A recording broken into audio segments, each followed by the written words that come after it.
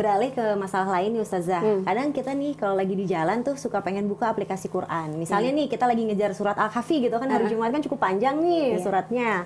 Nah, terus kita belum punya wudhu pada saat kita membuka aplikasi Al-Quran di dalam handphone digital gitu kan, ya? Quran digital. Itu boleh nggak sih kalau kita nggak punya wudhu baca Quran dari handphone? Baik.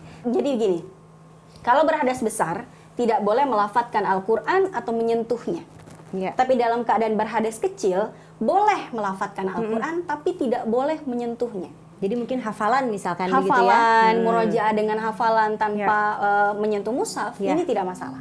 Nah, pertanyaannya, Al-Quran digital yang ada di HP kita, aplikasi itu, masuk dalam kategori mushaf atau tidak? Kita lihat dulu definisi dari mushaf itu tersendiri. Jadi, pengertian dari mushaf itu apa? Segala sesuatu yang di atasnya tertulis lafadz Al-Quran. Segala sesuatu. Kalau di masa Rasulullah, mushaf itu tidak seperti sekarang yang satu bundel itu, bukan.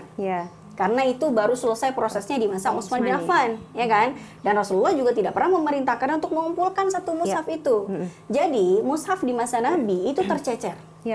Ya kan? Ada di bebatuan, di tulang belulang, di pelepah kurma, di kulit-kulit hewan yang sudah mengering dan lain sebagainya, itu semuanya ada di situ. Nah, itu yang disebut dengan mushaf. Dan tidak boleh disentuh mushaf itu oleh orang yang berhadas, baik berhadas kecil ataupun hadas besar. Pertanyaannya, Ibu di sini mohon maaf, ada nggak yang di HP-nya ada aplikasi Al-Quran digitalnya?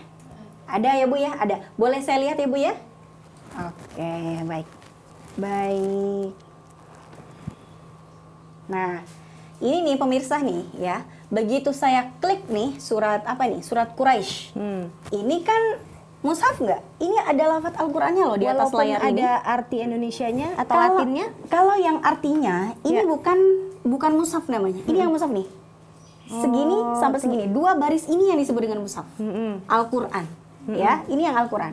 Maka kalau kita pegang yang ini nih, yang berbahasa Indonesia, it's okay, nggak ada masalah. Tapi kalau saya nggak punya wudhu, saya nggak boleh pegang yang dua baris ini. Nggak bisa dikebet. Apa sih bahasanya? Kalau kata orang Betawi dikebet. Kalau misalkan kita aktifkan ada arti atau Latinnya, misalkan kita pegang di sini masih nggak masalah kan? Jadi kalau misalnya kita mau begini, ini boleh. Masya Allah. Jangan yang Arabnya, yang bawahnya nih Bu. Tuh, begitu. Ya, jangan di lafadz yang ada Al-Qurannya. Lafadz Al-Quran terlalu suci buat kita yang berhadas. Masya Allah. Gitu ya, makanya Bu jangan taruh sembarangan ya Bu ya, Al-Quran atau kertas-kertas yang ada lafadz Al-Qurannya, karena sangat sakral, sangat suci, dan sangat dimuliakan. Nah, maka di situ jangan buka aplikasi Al-Quran, maksudnya jangan menyentuhnya. Kalau kita lagi tidak punya wudhu. Tapi kalau pertanyaannya gini, terus gimana dong hukumnya bawa HP ke dalam toilet? Ya kan ada Al-Qurannya di situ, boleh nggak Bu? Boleh nggak? Kira-kira? Nggak boleh ya? Kenapa nggak boleh? Nggak boleh.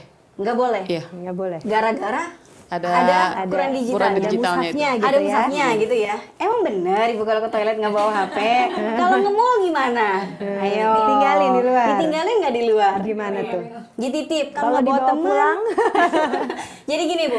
Nah, boleh-boleh saja kita bawa handphone ke dalam toilet, tapi Quran digitalnya jangan diaktifkan. Nah, sebagaimana gini-gini, logikanya begini.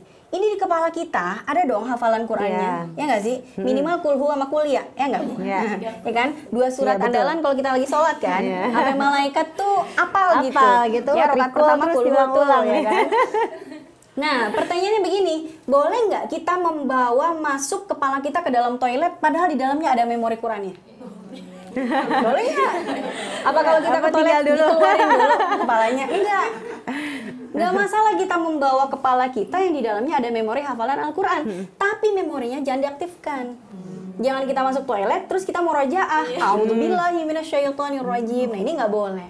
Sama dengan handphone juga, boleh kita bawa ke dalam toilet, tapi tidak boleh kita aktifkan Al-Quran digitalnya. Nggak boleh duduk sambil tilawah. Nah, jadi pemirsa usahakan kita selalu berada di dalam kondisi berwudu atau dawamul wudu. Ini adalah yang dianjurkan oleh Rasulullah Shallallahu Alaihi Wasallam agar dalam setiap kondisi kita dalam keadaan suci dan bisa melakukan aktivitas-aktivitas ibadah yang insya Allah diridhoi oleh Allah dan dicatatkan sebagai pahala.